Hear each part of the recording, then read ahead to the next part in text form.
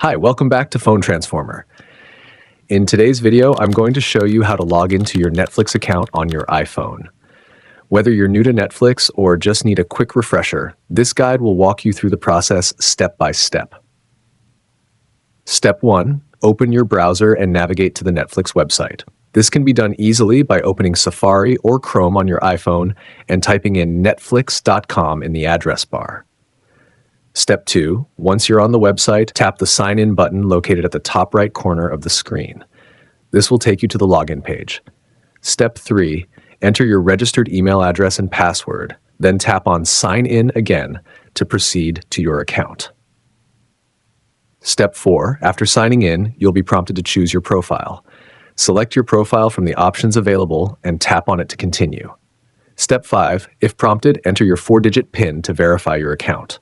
This extra layer of security ensures that only authorized users can access your Netflix. Step 6. Your Netflix account will now be open, and you're ready to start watching your favorite shows and movies. Thanks for watching, and don't forget to subscribe to our channel for more helpful tutorials.